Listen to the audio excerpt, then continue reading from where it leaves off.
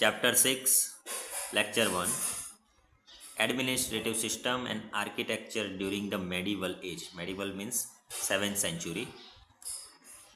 Kasammir's Lok Dairo, a group of folk singers, was organized in the village square Chowk, and the entire village had gathered there at night. Small children had already taken their positions in the front row. Patriotic songs were also being sung at the Lok Dairo along with folk songs. Utsav like the Palya recital, songs sung in honor of martyrs. Very much. The next day, he asked his grandfather, Grandfather, what does Palya means? Palya means. His grandfather told him that a Palya is a memorial commemorating the heroes. This is the Palya, some soldiers.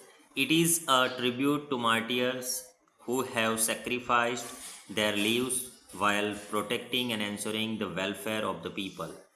These palyas are worshipped during festivals, and songs are sung as homage to these martyrs. This is the culture of our country. Utsav and his friends requested his grandfather, Grandfather, please enlighten us about the culture of our country. Wait, said grandfather.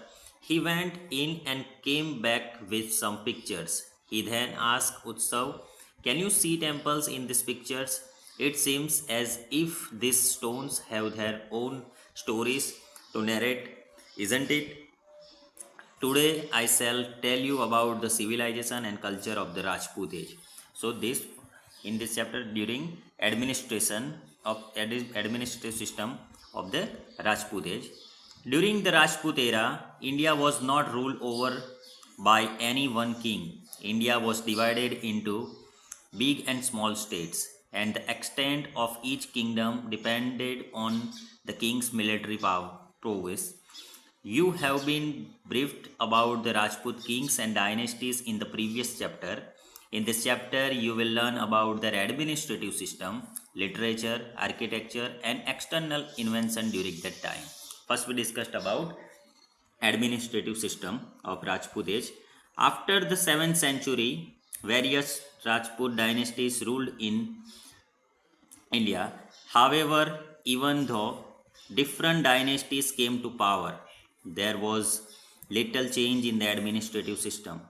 Though the kingship was hereditary, it was not compulsory that the eldest son would always automatically become the next king.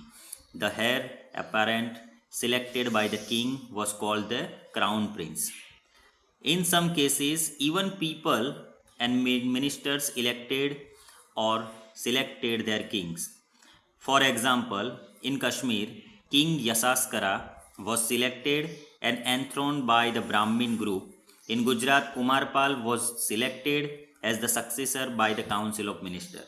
So, automatically, eldest son is not become next king. So, there's some peoples selected that prince, and it is called crown prince. The ministers were appointed to assist the king of administer and manage the kingdom efficiently. Yet, at times, people became victims of poor, wrong administrative policies. Now, you see here, administrative system in the villages. Village institutions were very important during the medieval period. The panchayat looked after its administration.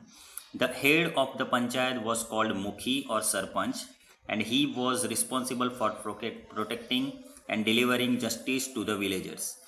His was the final word. Still, in many cases, the Gram Sabha would also be given verdict and punish culprits. Even today, at the village level, the Gram Panchayat or the elders of Panchayat provide guidelines to the people.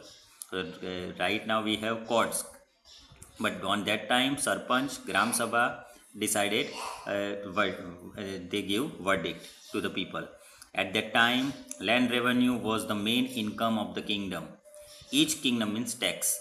Each kingdom had different ways of collecting land revenue, but usually the sixth part of the civil cultivation was taken as the land revenue. Apart from this, other taxes were also levied on the people. Different officers were appointed for different activities. Moreover, taxes were collected at ports and octroi points. Octroi points means के toll tax.